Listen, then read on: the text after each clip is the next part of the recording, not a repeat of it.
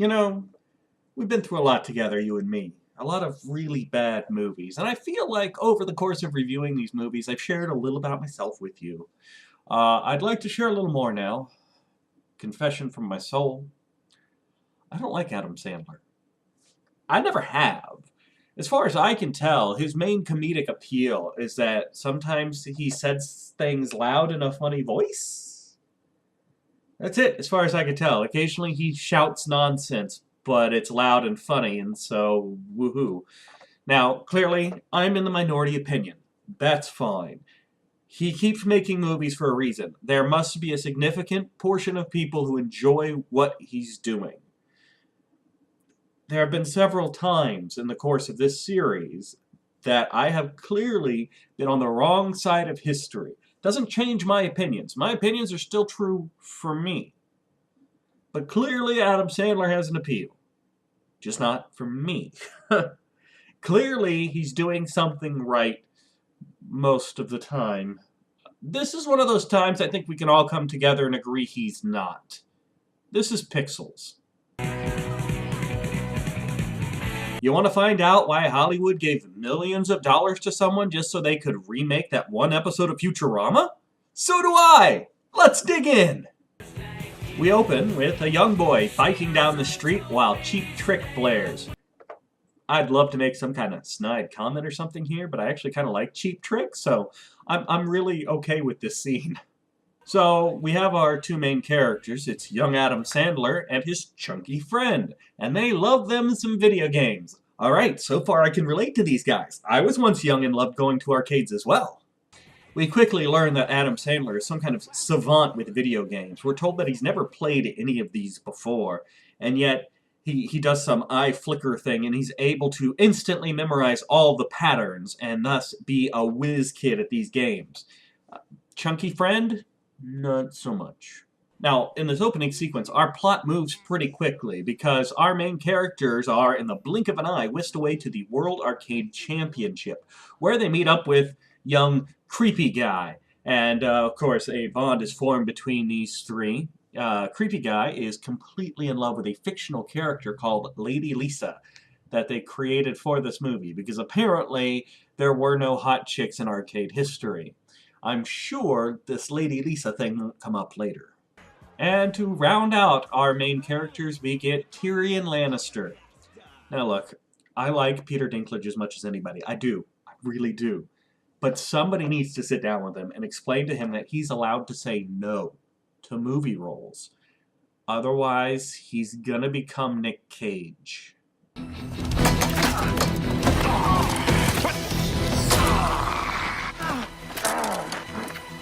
Finish him!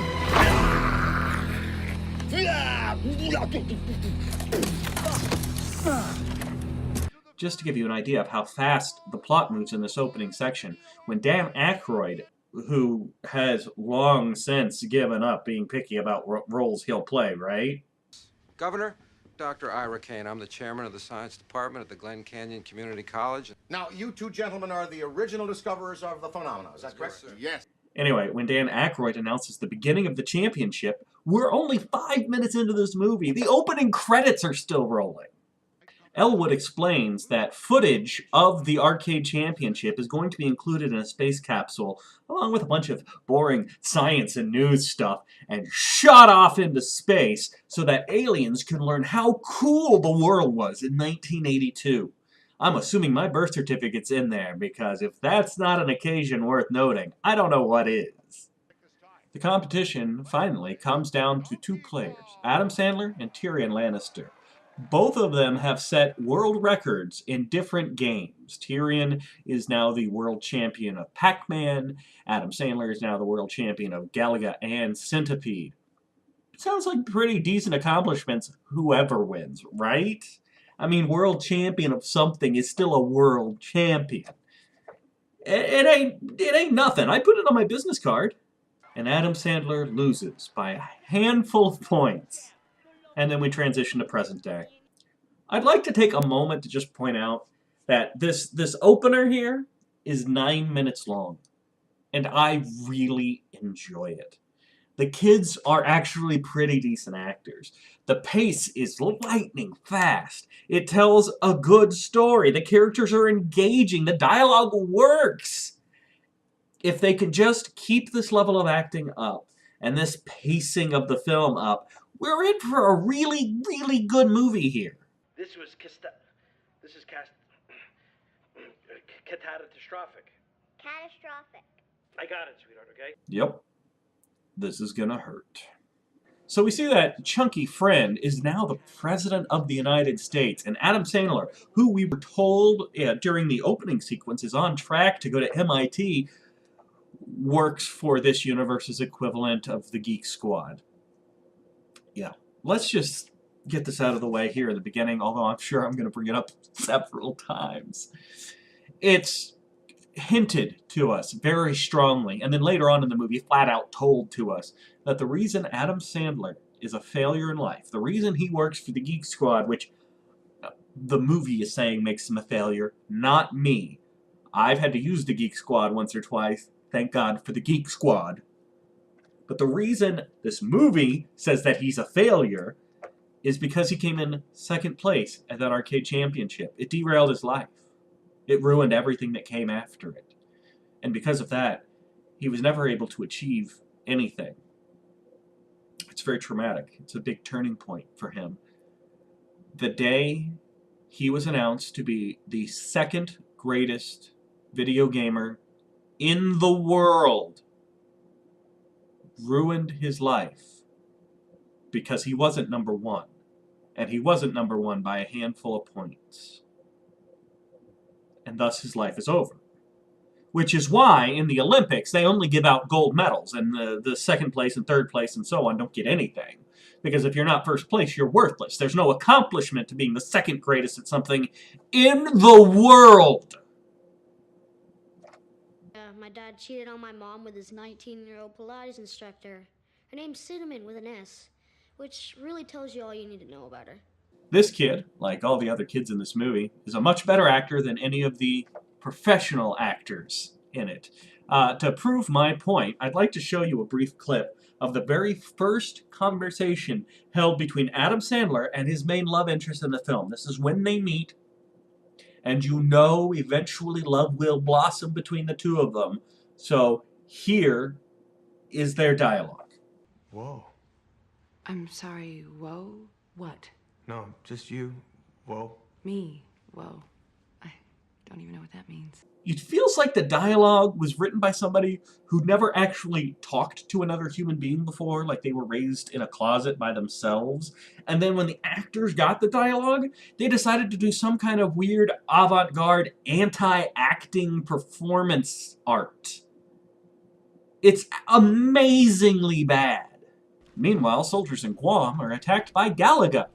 Gosh, I hope that doesn't cause the island to flip over. My fear is that the whole island will become so overly populated that it will tip over and capsize. Shockingly, Adam Sandler and the love interest don't get along at first.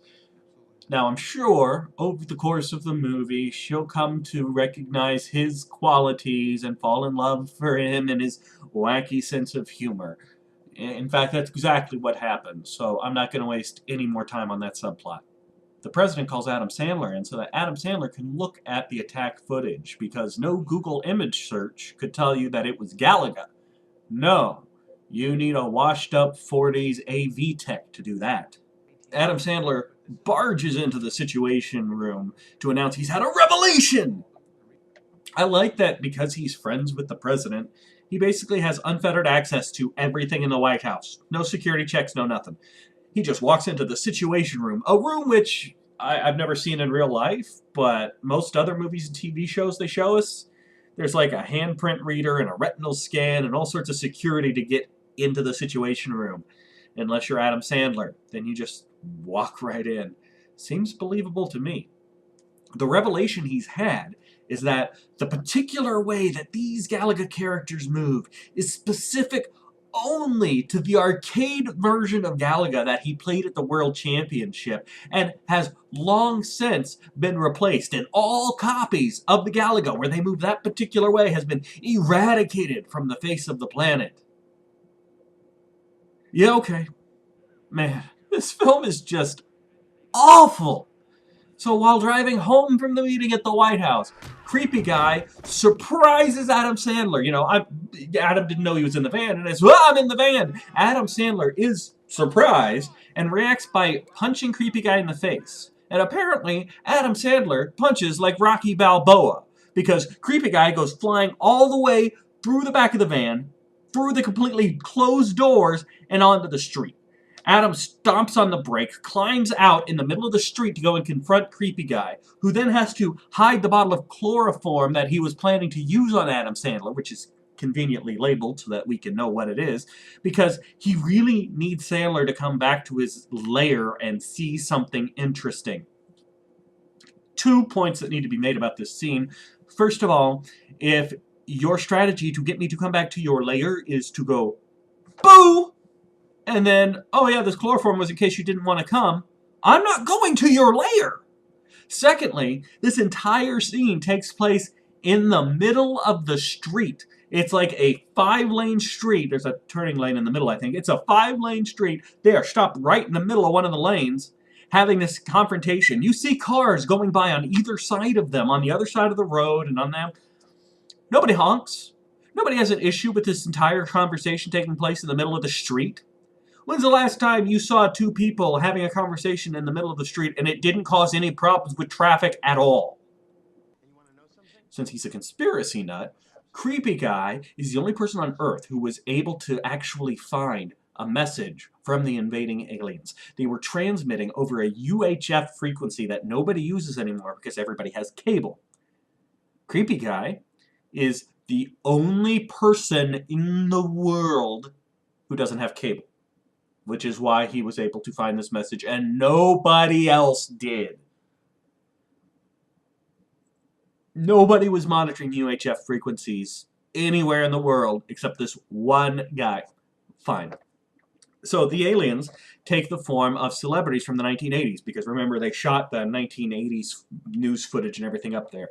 So all of the times that they appear to talk to us, they're in the guise of some 80s celebrity, which I actually kind of like. It's kind of a neat little twist. So Madonna shows up and gives us a declaration of war, because that's what they thought that the video game footage we sent them was. Aliens who are capable of doing faster than light travel, don't know what video games are. Okay, maybe they evolved in a society without video games, but they saw the footage. There was news footage, there was video game footage. These aliens are able to travel to our world and construct weaponized light, and they are too idiotic to figure out what a game is.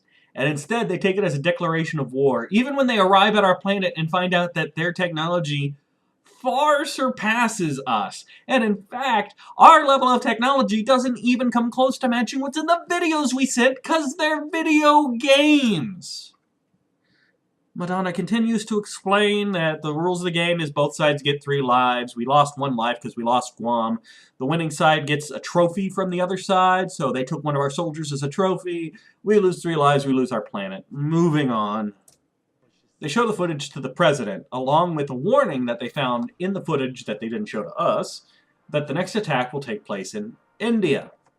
And there's nothing the president can do. I mean, how could a president actually command an invasion into India in order to defend against video games attacking? That's fair. It's also why this happens. Now, luckily, the love interest from earlier happens to work at DARPA, which is good, because otherwise we'd have no reason to see her again for the rest of this movie. And DARPA has been studying the effects of the attack on Guam, and they've learned that the aliens are attacking with some kind of weaponized light, which can only be interacted with other weaponized light. Okay, there's about 15 kinds of scientific issues with that, but let's focus more on the fact that DARPA was able to completely deconstruct this entirely alien form of technology, figure out how it works, and then actually construct technology to interact with it within like a week. In like 7 days, they encountered something completely alien and went, oh, I know how to destroy this and put it back together. I'm really going to skip over most of this movie's attempts to be funny. They're just painful and stupid. This is the first scene in the movie that we get between the president and his wife. It's a quick little scene. We see them laughing and having some fun. There's some tickling and some ice cream frosting. Why am I bothering to show this scene to you? Because the first time the president's wife is mentioned in the movie, this is what we hear about her. Plus, you're married to a woman who hates you. And then the first time we see them, they're laughing and tickling each other. And then the next time we see her, they're in a ball and they're having fun together. Did I miss an entire subplot? What was the point of my wife hates me if the rest of the time you actually see him with his wife, they're having fun together? What the hell? As we prepare for the next battle taking place in London, we get a lovely scene between the President and the British Prime Minister. Concord of our powers, we can duff up the jiggery-pokery of these blighters and send them scuttering back to the fractious firmament from whence they came. I think the joke is supposed to be that British people use slightly different jargon than we do. Is that the joke? That people in England use some different words and expressions than we do? Is that what you're going for? Is that the comedic message you're trying to convey? The soldiers stand ready with their light guns to take on whatever video game comes up next. But you know what's going to happen. The soldiers, the professional soldiers, are going to fail at being able to shoot stuff. And so Adam Sandler and Creepy Guy are going to jump up, grab the cannons, prove their worth to everybody, save the day, get a big victory celebration. Yeah, and that's exactly what happens. The game is Centipede. Okay, I'm going to give the movie this much credit. The action sequences in this movie are actually pretty fun. I'm not kidding. I mean, it's not a joke. They pump the 80s rock. The action is fast and furious. It's got some good cinematography. It's kind of great. It's a lot of fun to watch the action sequences. If they could somehow just take out every attempt of dialogue and plot in the movie and just string these action sequences together, I'd watch that. But the whole thing falls apart as soon as anybody has to do any actual acting. A little stronger. Well, that answers one of my questions. Now I know why Dan Aykroyd's in the movie. They featured his vodka. It's not really a joke. Dan Aykroyd has a company called Crystal Skull Vodka. They sell vodka in crystal skulls. I mean, that's how they got Dan Aykroyd to be in the movie. I don't have anything funny with that. It's something that I knew and I wanted to share. Because the humans won, Ricardo Montalban announces that the aliens will send down one of their bravest warriors as a trophy. No. No! It can't be! F*** you! F*** you and die, you miserable dog!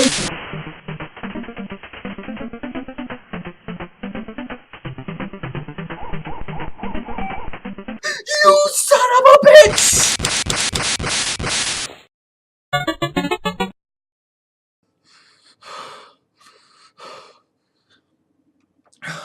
I'm sorry, it's just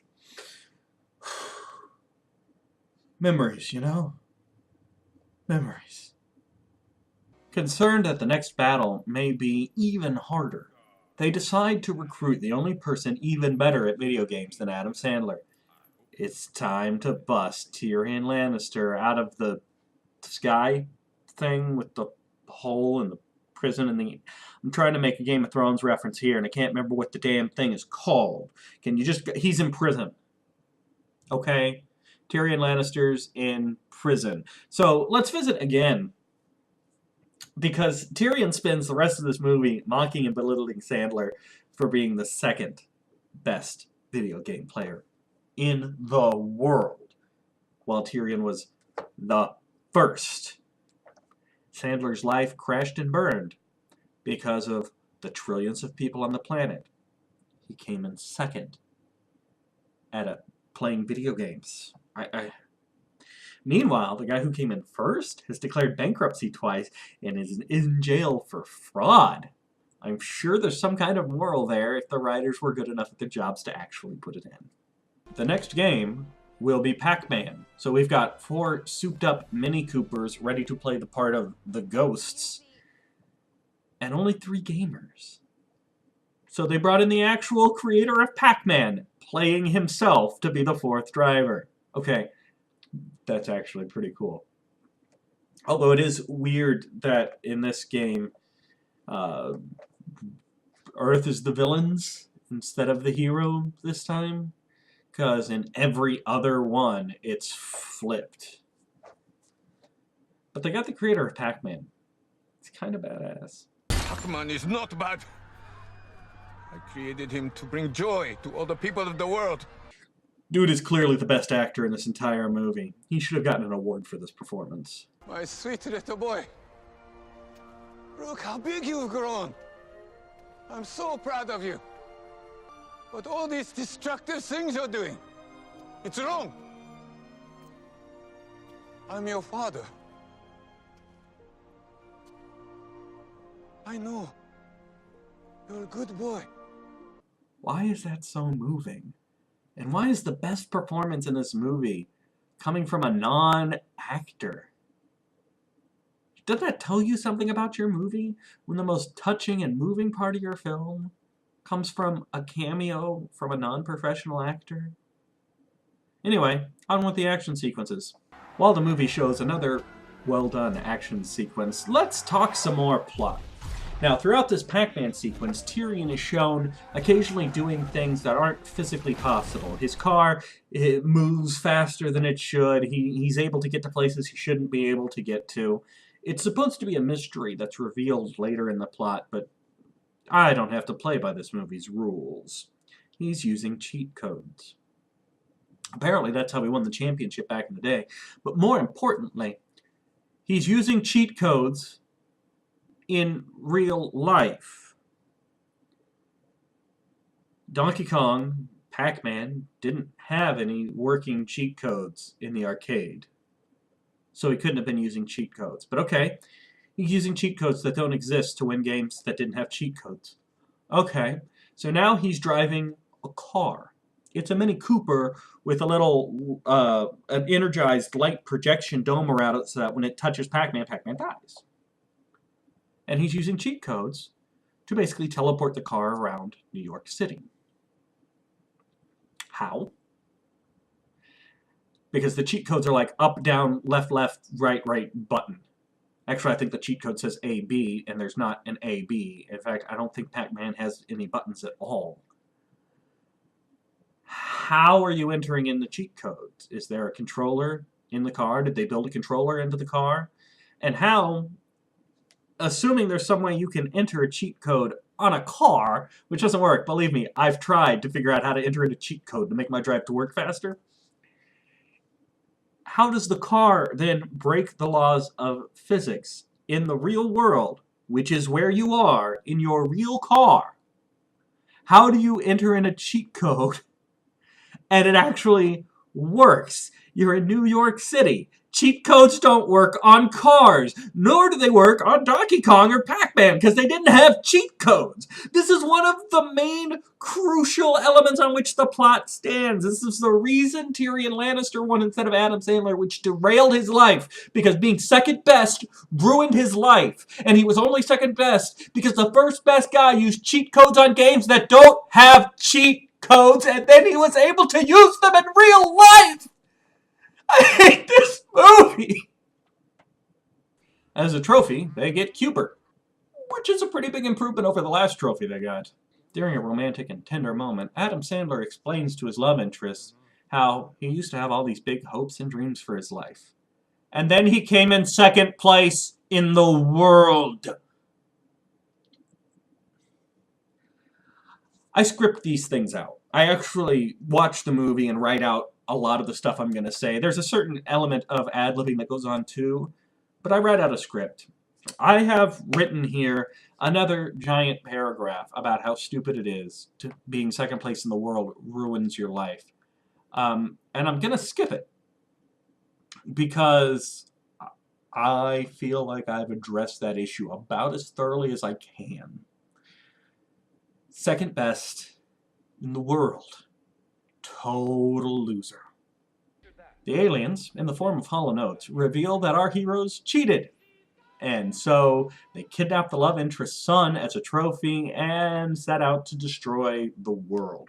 We've discussed how stupid the cheating subplot is, so I'm not going to do that again. But we will briefly address, since it turns out that they cheated, although they still don't know who cheated. The kid figured it out right before he was beamed up, but nobody else knows for sure who cheated or how.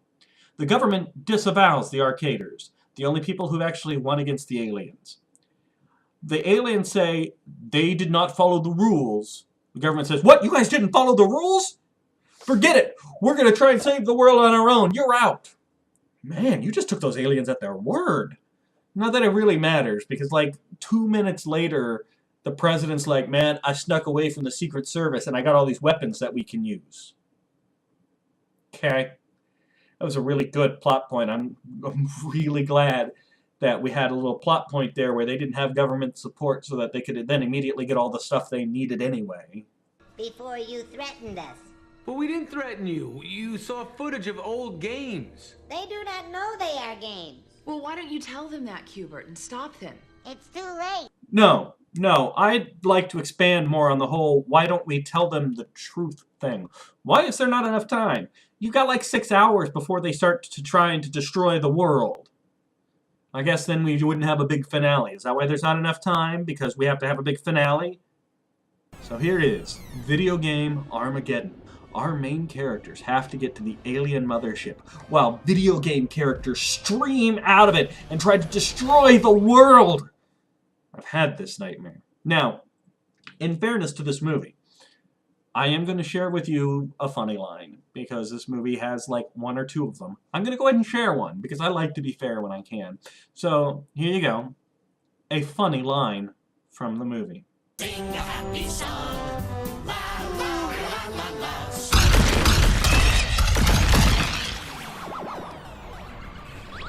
Don't tell anyone I killed a Smurf. I honestly don't know why, but it makes me laugh. Creepy Guy is covering the ground assault while our real heroes go for the mothership when he encounters the love of his life, the fictional Lady Lisa.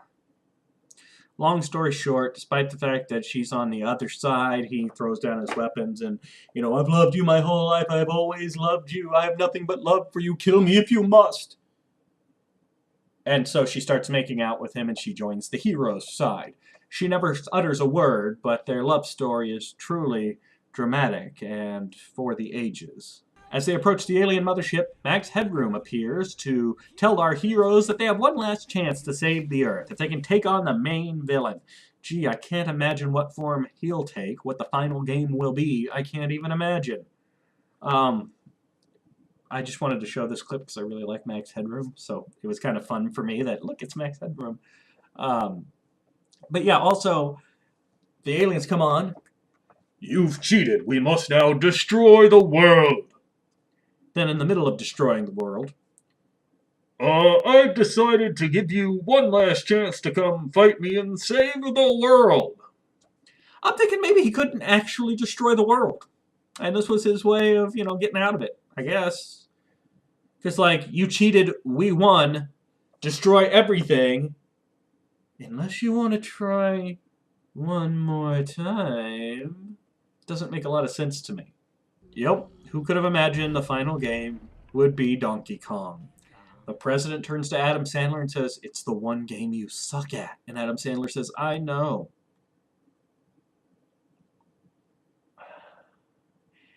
It's the one game you suck at. You only came in second place in the world. And you lost by a handful of points.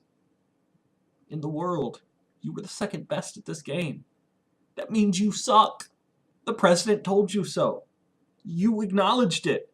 You suck because there's one person on the entire planet who's better at this game than you.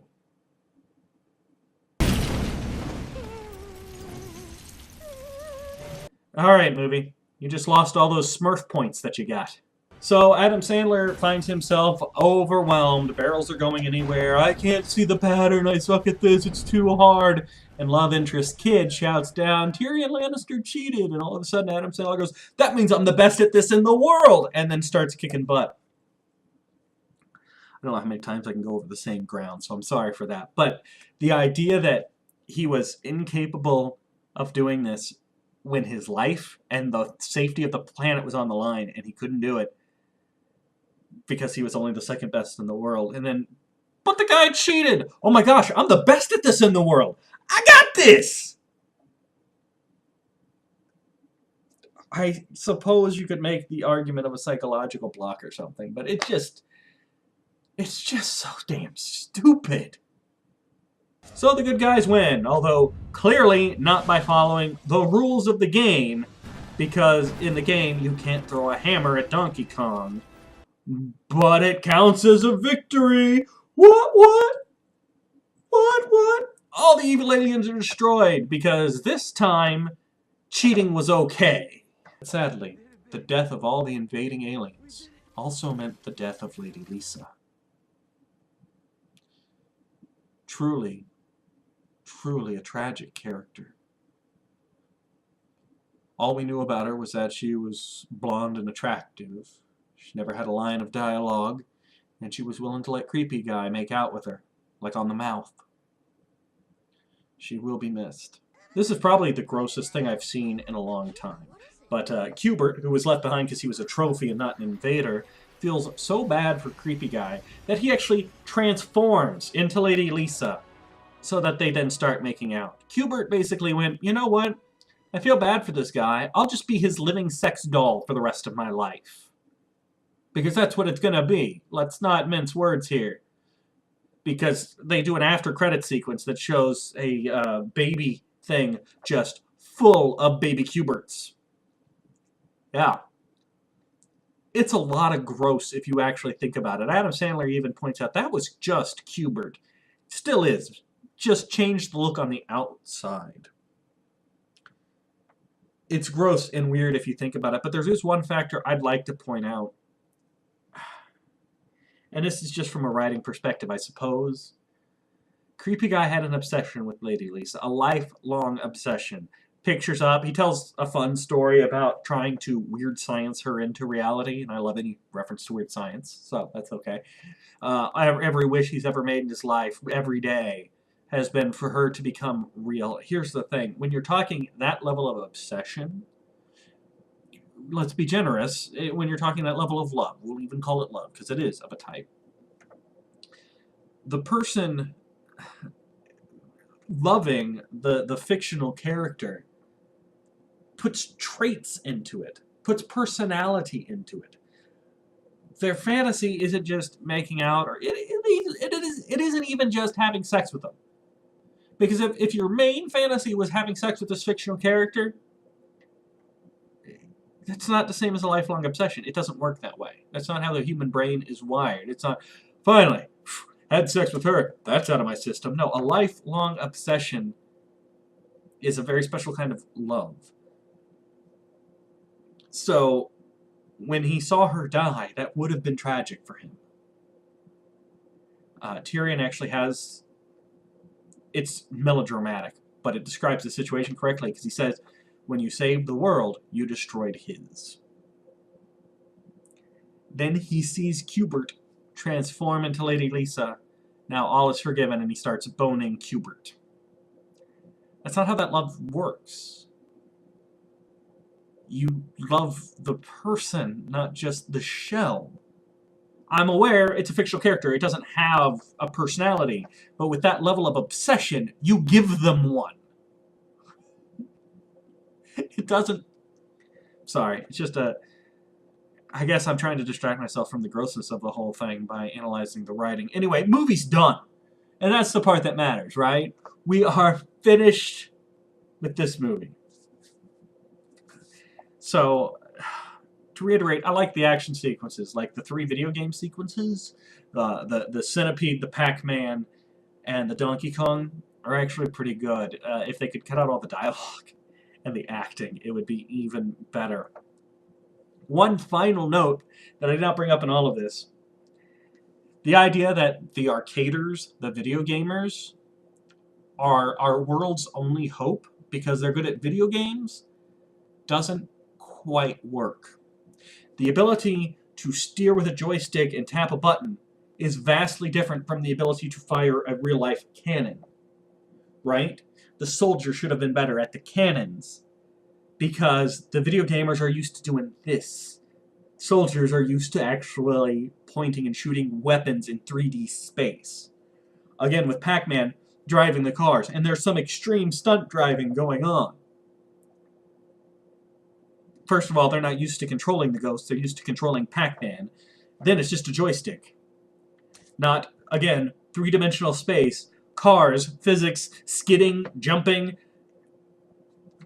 The fact that you're good at video games, tragically, I know, tragically, does not automatically make you awesome at everything represented in video games. That's just another on the very long list of things this movie didn't even come close to getting right.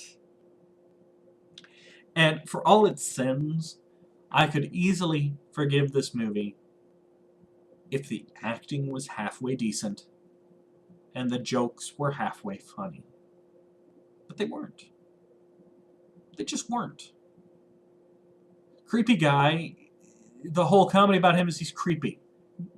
That's painful to watch, man. It is just painful. It makes me feel dirty. And I guess that's meant to be the comedy. That's not my kind of comedy.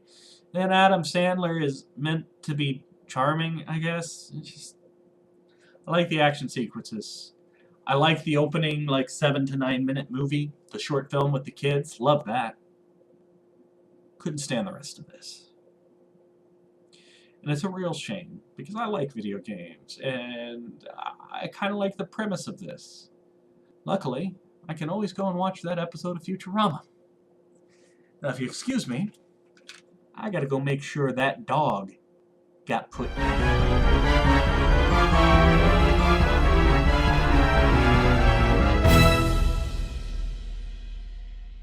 Hi, I'm Luke Bryan, 2-time CMA Entertainer of the Year. If I ever learn how to read, I'm going to read The Great Platypus Caper by Jeff Hillary because I believe in supporting fine literature. I'm Luke Bryan. Hi.